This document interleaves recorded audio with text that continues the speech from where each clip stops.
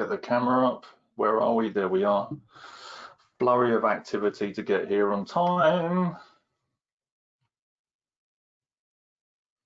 Gentlemen, good to see you all.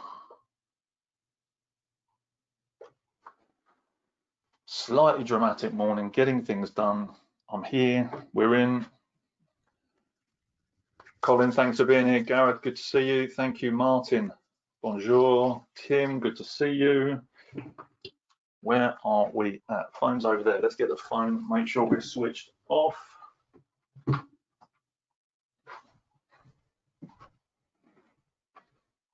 Give it a moment for people to arrive. It's only just gone 1 o'clock.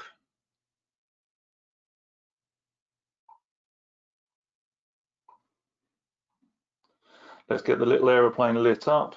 So for those of you who haven't already, mobile phones, hold them high, turn that little aeroplane on, zero out the distraction, 100% attention. Oh, see there's a little bit of hair just out of place. Just give it one more moment. Let's see where we get to. Question for all of you that are here now, because all of you have attended most of this week, if not all of this week. What has been useful so far from what we have covered? Having had a chance to reflect on Monday, Tuesday, Wednesday, and we're now on Thursday for the last part of this session, what have you started to see differently? Oh, I could have done that differently in this situation. Oh, that's useful actually for that approach. What things are coming up for you now before we dive into number four, sorry. What's been useful? Just looking at the time.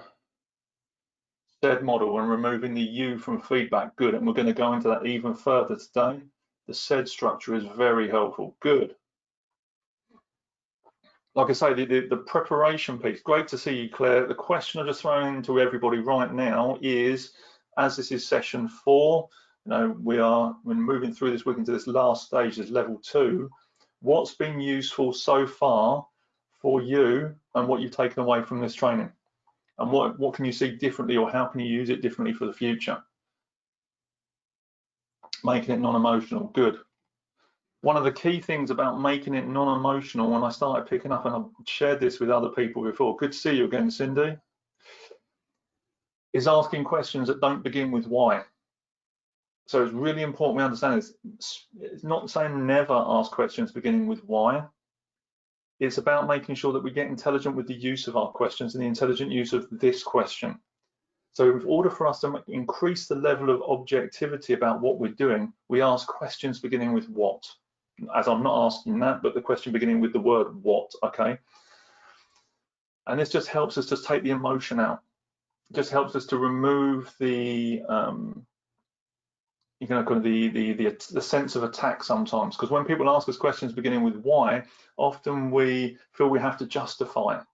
And you ask a child a question beginning with why didn't you do that? What do?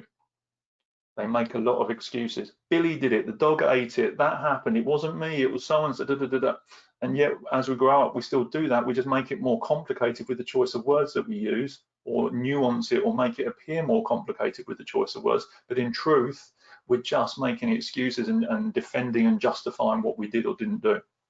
So it's important we understand this. So use as many questions as you can that begin with the word what, rather than why did you do that. What was the thinking that led up to that? What were the actions that happened before? So I can completely understand. Remember, seek first to understand before making yourself understood. We are in. I've already done the little bit of the setup, but we're going to dive in because I'm conscious of time. Welcome to today's Sticky Learning Lunch with me, Nathan Simmonds, Senior Leadership Coach and Trainer for MBM, Making Business Matter, the home of Sticky Learning. We are the leadership development and soft skills provider to the grocery and manufacturing industry. The idea of these sessions is to help you be the best version of you in the work that you do, whether that's from home, if you're still working from home. Yes or no, are you still working from home? I'd like to know. Or if it's preparing you to return to the workspace so that you can join in with conversations, face-to-face conversations with your team. Where are we going today? Feedback level 2. What do we need to include in this? Recap on Monday. It's all about helping people make the decisions themselves. That's all feedback is. No one enjoys being told what to do unless it's them telling themselves. I know this is a reiteration, but I want to really make sure this thinking stays in. It's about helping to kind of put a spotlight on things so they can have a look at it and then take responsibility for the actions that need to be taken, so they can start to move forward. Otherwise, they just feel like they're being told. They'll stop coming up with solutions and stop actually do for themselves. So it's important we understand that. And then as we got into looking at the SED model yesterday, it's then about understanding that there's a time to tell, which is if it's dangerous or urgent. We can tell people to stop doing things or to do certain things because it's critical. But we still always give them that option at the other end. If it carries on, it looks like this. If you change it, it looks like this. What would you like to do? And we still give that person the opportunity to do that.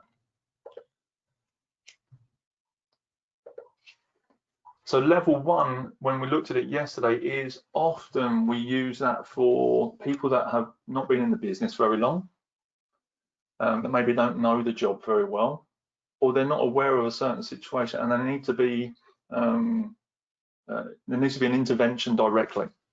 When we get into level 2, so let's have a look at level 2. This is for when we're talking to people that have potentially been in the business a while.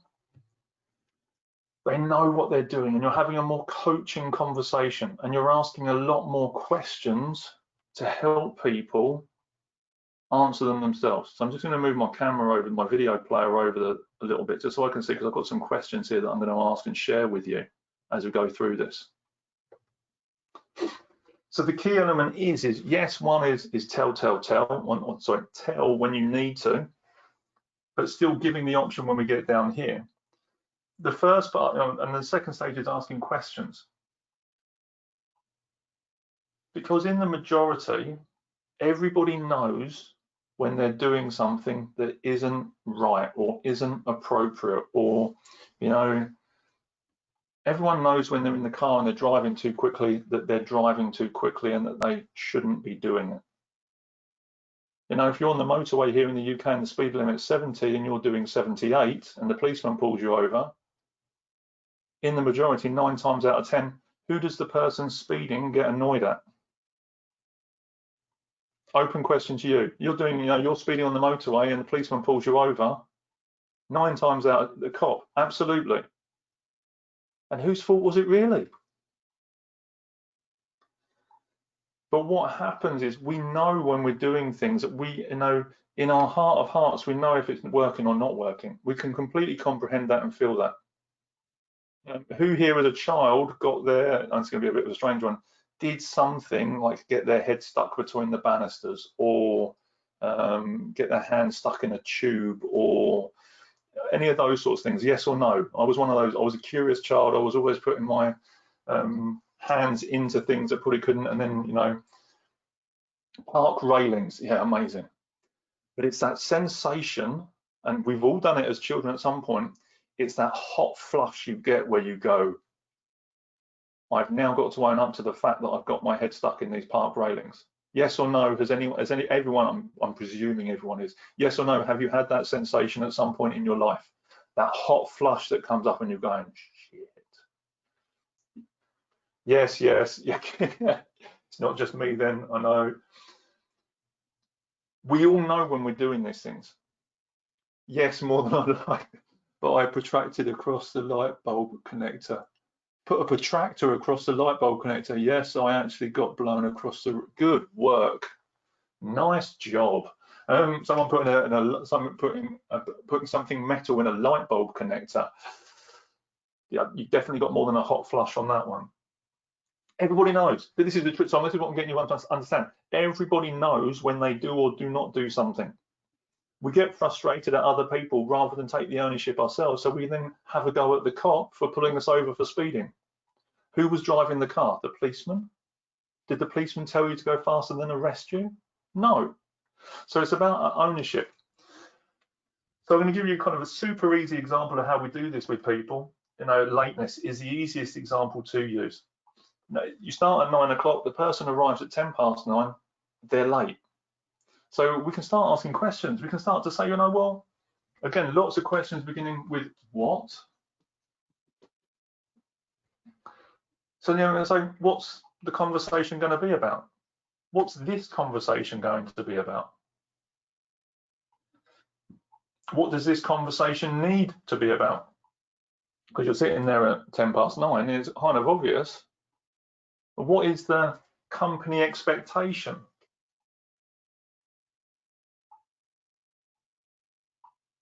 If they're not, you know, again, if they're kind of being avoidance in this, it might be, okay, we need to have a conversation about the lateness. Remember me saying this yesterday, objectify the situation, separate the person from the problem so that you can start to find out more of what's going on. So the idea with that feedback being timely is makes it easier and more immediate to have that conversation. So we're asking lots of questions about what this situation or what the and advising what the conversation is going to be about. When we get into the action again,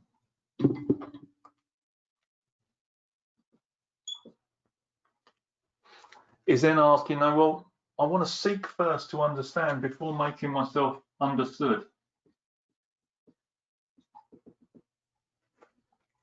Rather than shouting the odds and just go, you know, this. We're going to ask more questions. Again, we want to ask the person we're talking to, what was the thinking that's caused this? Remember me saying that just now.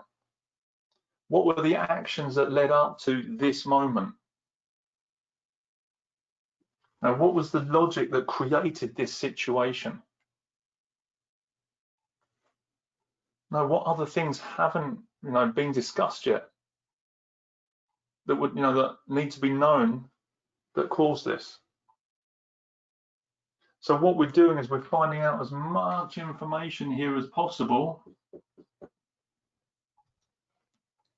You remember me saying what you think of people is how you treat them. Now, if you're coming to this from a place of judgment, you're not going to ask any questions in here, and it's going to stop you from moving the conversation forward.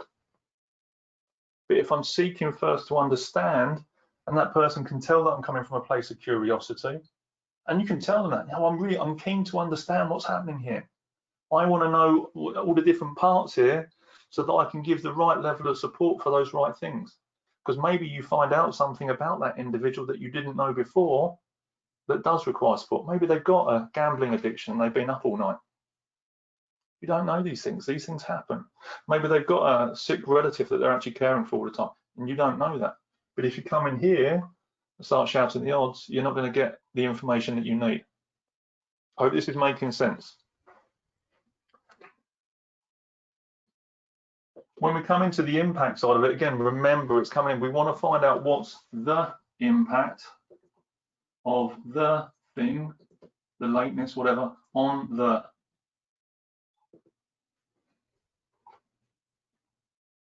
And in here, you know, it's going to be about the team, the customer, the business. Brutal one to use.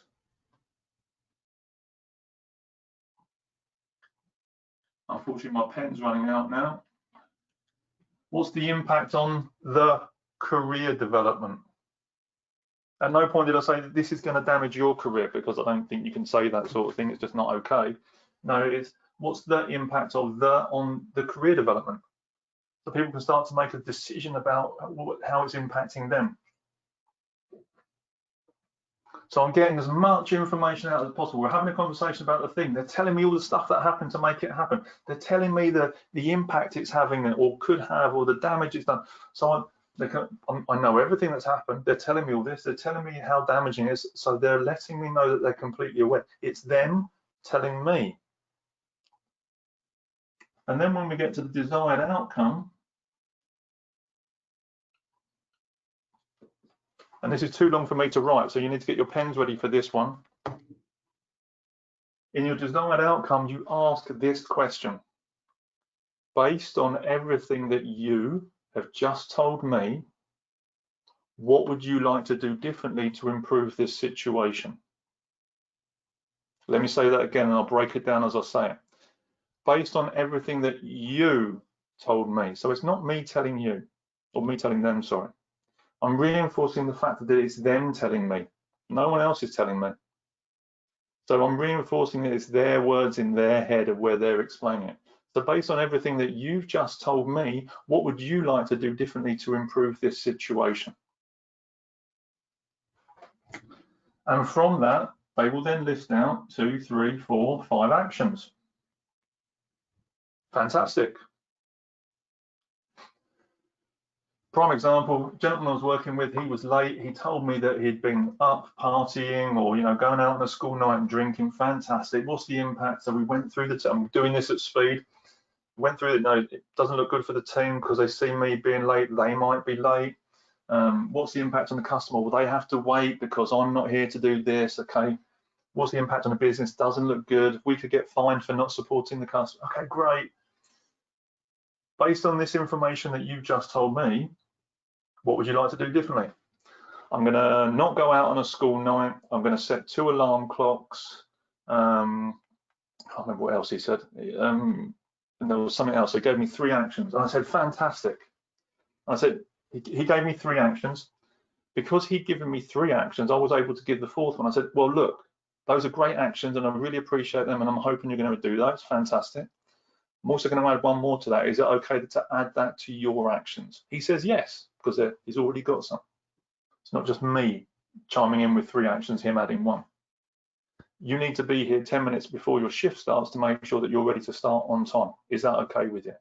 Yes, it is. Nathan, thanks very much. Really appreciate it.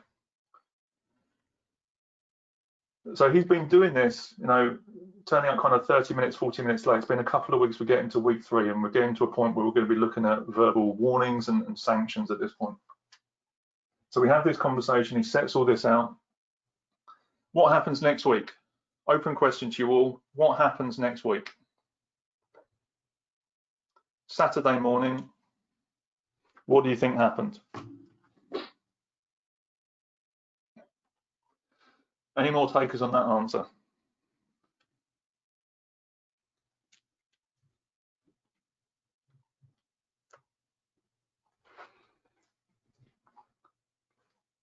What do we think happens? He turns up 45 minutes late. At this point, I'm so angry, and this was several weeks of conversations that have been going on. At this point, I'm so angry. He calls me, the phone goes on my desk. Nath, I'm really sorry, bam, phone down. Done, I'm out. I'm good with this, and I'm raging. And I'll explain where this goes to from a point of leadership in a second. He turns up 45 minutes late. He's given me all these actions. We go straight back to square one. And it's not a continuous cycle. So before you think, oh, we're just going to go around, no. Then starts the screw kind of starts to tighten, but it's not who's tightening the screw. Let me ask this question to you in the chat box now. If you're watching this on YouTube, who is tightening this screw? Them. But is the conversation going to be about the lateness this time? No. He set his actions down here. What's the conversation going to be about this time? Attitude. Now we're getting there. We need to have a conversation about the previous actions not being followed through on. Now you start to see the adjustment in the conversation. I'm looking over here just to see who's in and who's joining.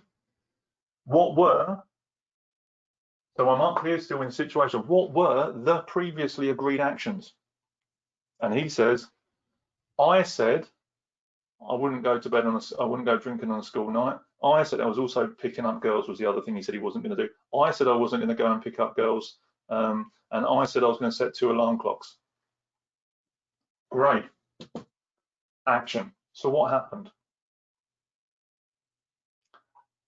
I went out drinking. I went out picking up girls. I slept through both alarm clocks. What's the impact of those actions not being followed through on? He says, doesn't look good, Nate. Amazing. I'm really glad that we're on the same page here. You can tell my anger. It makes me angry thinking about the situation when I go back to it. What's the impact of that on the business? What's the impact of those actions not being followed through on the career development? Absolute onus and responsibility on the individual. Nothing to do with me. Well, I say nothing, no, I'm there facilitating the conversation, but there is complete ownership for the individual. So they told me, because it was their actions that were previously agreed, they didn't do what was said. They were completely aware of the impact of that. So based on everything that you just told me, what do you think the potential outcome will be?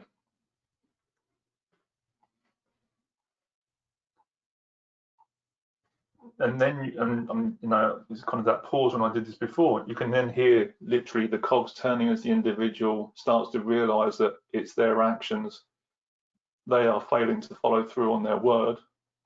And actually the ramifications of that may be that they lose their job. Very powerful tool. What happened was, you know, I became open and honest about this in many of my training sessions. In fact, all of them when I do this. I was so angry though, you know, after a period of time of working with this gentleman, I couldn't actually speak to him. Because he got to this point where he realised that he was not able to commit to his own word and what he was delivering on. In that conversation, I was waiting for him to respond and he just started to cry. And you know, if I say fully grown, I think he was 23 or 24 at the time.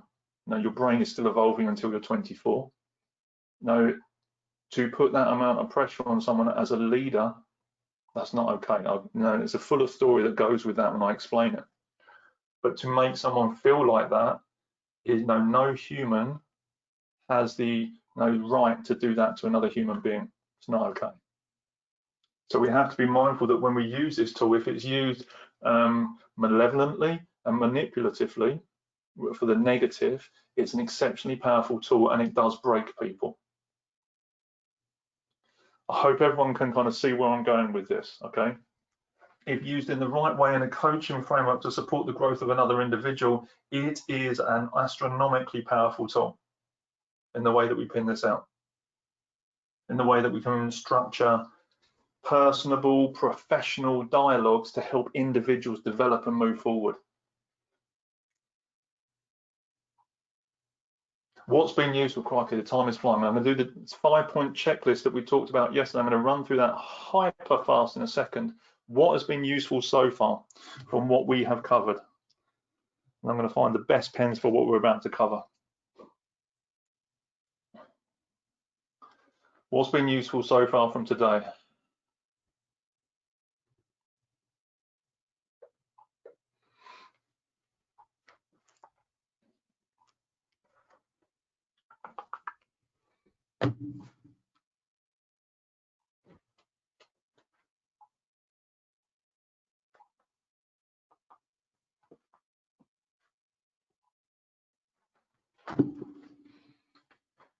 You said with caution, use positively, absolutely. Learn to use what questions, agreed.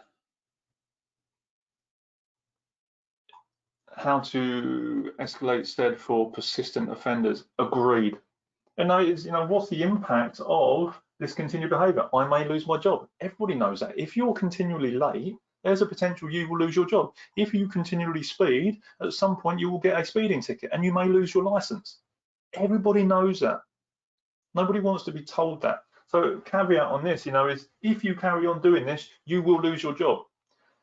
By doing that is literally a fast track to tribunal. I can't even say the word, mouth's gone dry. Yeah, you're going to be on a fast track to going to court.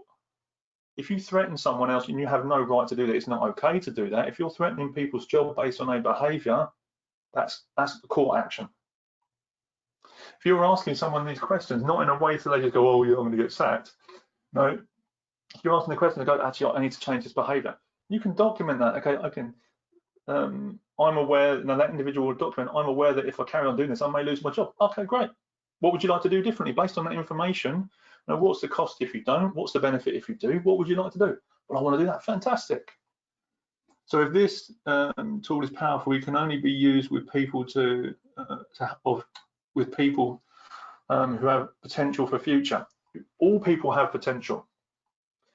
It's just not whether or not that individual wants to go in that direction. That's okay, it's their choice. You know, that's the wonderful thing about being a human being, is we have free will and we can go where or do whatever we care to do. And that's absolutely okay. Didn't get a chance to say goodbye to Cindy. She just had to leave for a call, but that's okay. So everyone has free will. And it might not be you know, the individual you're speaking to, they may not be able to hear it from you. If you're giving someone feedback, they may not be ready to hear that in that way from you, and that's okay. But if you don't give them that feedback, if you don't give them that information, you may have to tell them, in some cases 99 times, in order for them to hear it the 100th time from somebody else. But if you don't do the foundation work, they may never hear it the next time. Now, there's people that I've worked with, hand on heart guarantee this, that have worked with me in the past, but, you know, I just couldn't get the message through. For whatever reason, I wasn't the person to be able to tell them. I know, though, at some point in the future, from where we were together in the future, they'll suddenly go, oh, now I realise what Nathan was saying. Yeah? So we still have to put the legwork in. We still have to be the parent and the supporter. Super fast. You may have seen this model before, but you may not have seen it applied to feedback. 5-point checklist for making sure that your feedback is exactly where it needs to be. The first one, is it true? When you're giving feedback, is that information true? Because if it's not, why are you doing it? Number 2, is it helpful? So the feedback that you're giving, is it helping this person in a way to improve their job, what it is they do and how they're going to develop in the world? Yes or no?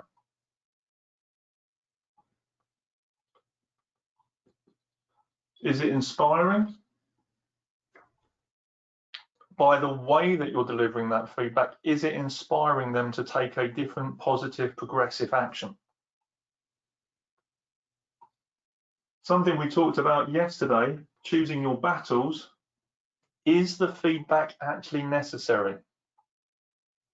Now, that person might be 2 minutes late every day, but they work 45 minutes late every day. I've made that mistake before. Where were you? You know, it's 9:10. I was worried about you. Whatever. They say, no, you need to be on time. Okay, well, I work 30 minutes on my lunch break and I always hear later and I always do this. Now, actually, do we need to, you know, we're just mindful of the conversation that we have, depending on the environment we're working in, is the feedback actually necessary? And if it isn't, again, why are we having the conversation? And the last one is, if you're going to be anything, be kind. Because the way that you deliver it, or the words that you're using, or the approach you have, if it's not kind, why are you doing it? If your feedback does not tick every single one of these when you're delivering it, then don't deliver it. It's as simple as that. Because if it's not ticking all of those, it's coming from a place of ego, and it's coming from a point of view of you wanting to make yourself feel better by delivering that feedback, to kind of offload some of your luggage. Hope that's useful. This is, you know, I've seen there's plenty of memes out there, you know, it's often say, before you speak, think. If you put this into Google, you'll see that there's multiple kind of memes and whatevers of images of this. But then when you start to apply it back into how you're delivering feedback and you use it as that checklist, your feedback changes dynamic completely. We're well over time. It's Thursday, it's the last one of the week. I would apologise, I'm not going to, because I've enjoyed it. So, what has been useful from the feedback training this week that we have done? What has been useful? What have you taken away? What is changing as a result of this in the future?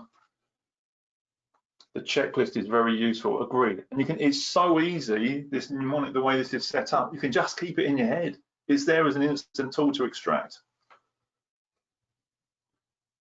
Mustard chili, really hot.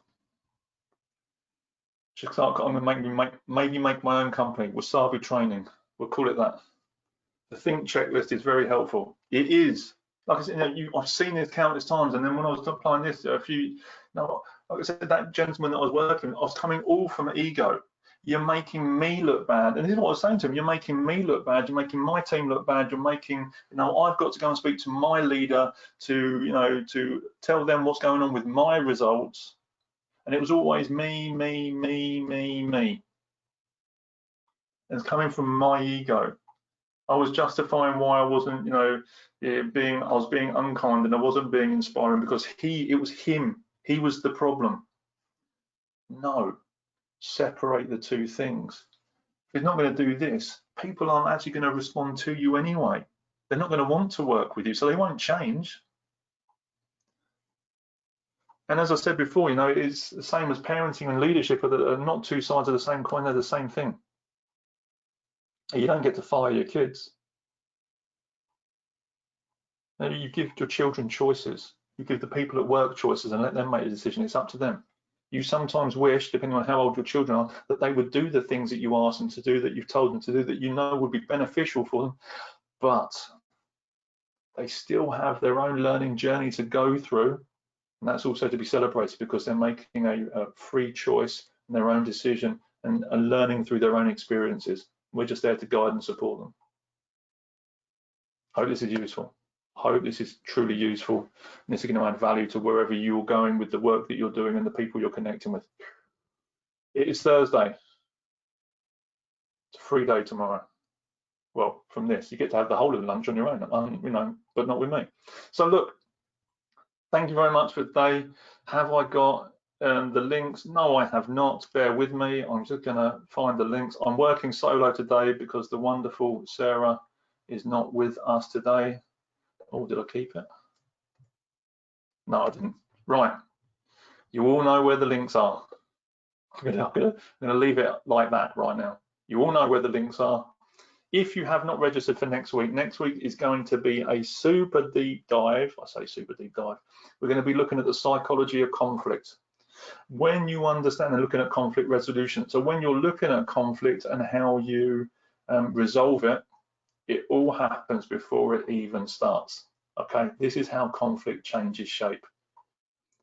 If you wish to learn about that, if you wish to learn these skills to help improve the dynamics of the conversations you're having with yourself first and with other people, and how to use this tool as a mental health first aid, a professional safeguarding mechanism, register. Go to our website, mbmmakingbusinessmatter.co.uk, and have a look on there and make sure you register for next week's training sessions.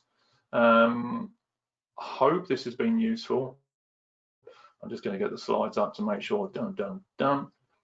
And finally, if you have not got your copy of the coaching cards, now is the time to click through the link on there for the coaching cards.